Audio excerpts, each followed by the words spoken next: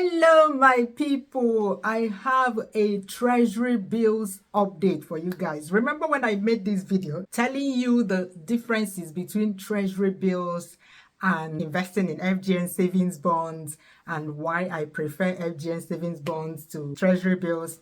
One of the reasons I stated there was that before we get into that, do you know that registration for the last FGN Savings Bond Bootcamp of the year is ongoing? If you want to invest in the December 2nd edition of FGN Savings Bond, the last one for the year, visit the link on the screen now, and if you meet with all the prerequisites listed on that page, make a payment and send me an email. The bootcamp starts on the 18th of November and registration closes today, November 14, 2024. Here's what the previous participants in my bootcamp are saying about the guidance. In that Treasury Bills versus FGN Savings Bond comparison video, one of the reasons I stated was that FGN Savings Bonds are tax-free while Treasury Bills are subject to withholding tax. I made that video and a lot of people, a whole lot of you, many of you, told me in the comments that you don't pay withholding tax, that you invest in Treasury Bills with your banks and you do not pay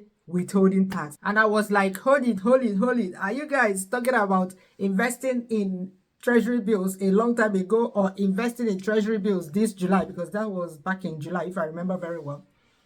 I even went as far as investing with my stockbroker to show you guys that they charge withholding tax. And lo and behold, yeah, in that one I showed you on this channel, in this video, you saw that they charged me withholding tax. Somebody was kind enough, you know yourself, just that I promised that I'll keep you anonymous, sent me his own investment letter to prove to me that Zenith, he invested through Zenith, did not charge him withholding tax.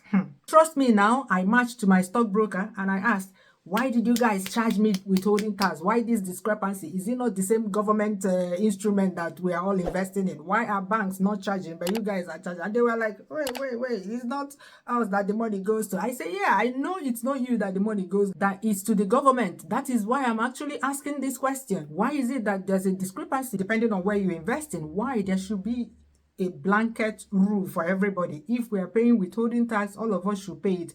If we're not paying withholding tax, all of us should not pay it, right? Ask your stockbroker questions. Push them, push their buttons. If they come back with a flimsy excuse or a weak answer, continue pressing them until you get what you want. Anyway, we ended it there. I was like, after all, I don't even invest in Treasury Bills.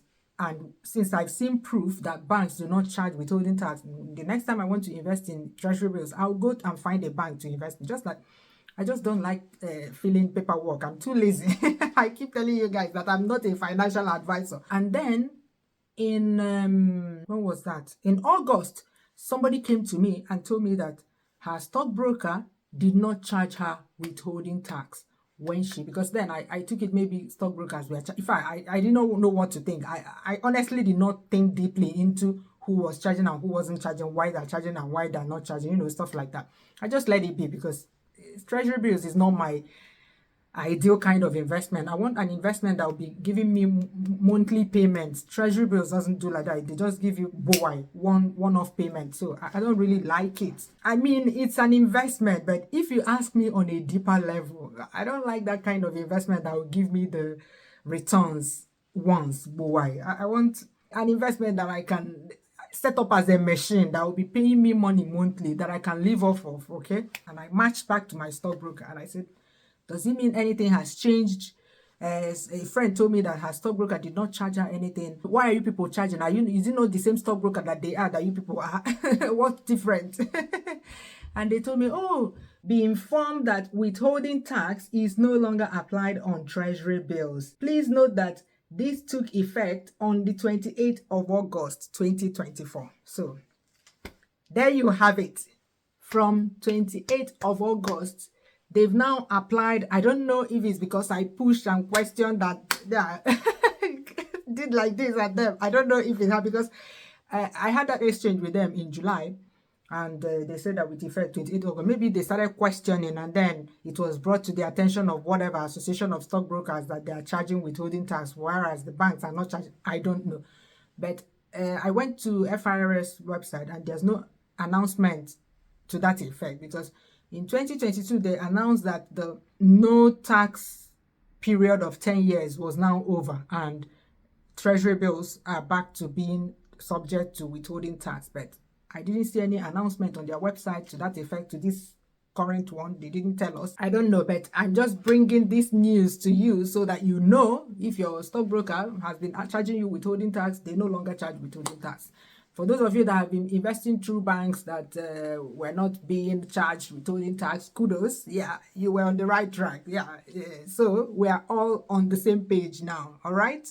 I even invested just to test it out. Let me show you. Value date 7th November 2024. Maturity date 6th November 2025. So yeah, 364-day tenor. If you look at this, there are two interest rates on offer here, the discount rate per annum and the true yield date per annum. For those that often worry about stockbroker fees, this is a typical example of how much stockbrokers charge for each investment. The stockbroker fees for this 1 million naira investment is only 0.25%, which is 2,500 naira.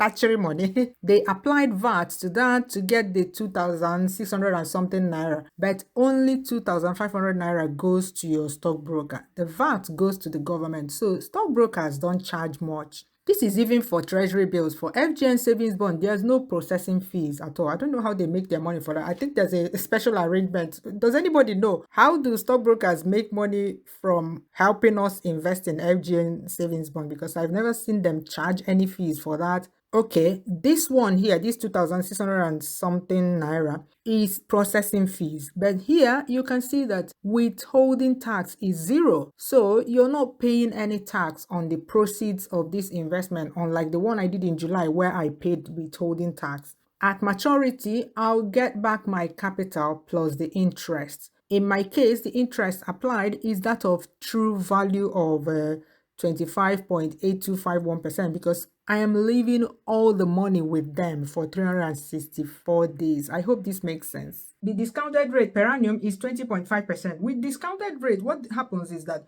they find the 20.5% of your investment amount and pay you that upfront. That's your interest.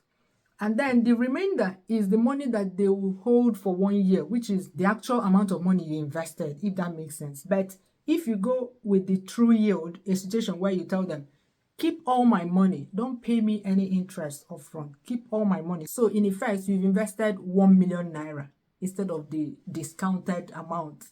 Does that make sense? Yeah, you invested the full amount. They didn't pay you any interest upfront. So they're holding on to all your money for 1 year. So for that, you'll be getting 25.8%. So usually when you ask for the true yield so that your interest is paid at the end of the tenure, not before, you'll get a better rate. Just what I wanted to come and share here with you today, this good news that there's no longer discrepancy. You know, Nigeria, sometimes they just do things. How can you be charging people withholding tax when they invest through stockbrokers, but you're not charging them when they invest through banks? It's the same treasury bills, it's the same government. This teaches us to ask questions, push your stockbrokers or anybody that you're supposed to push. If it's your account officer or your banker, you push them so that they will implement all these changes. We shouldn't be sit on the look. An investor should not be a sit on the look person because it's your money involved. Okay, I hope you enjoyed this video. If you did, give it a like and see you in my next video.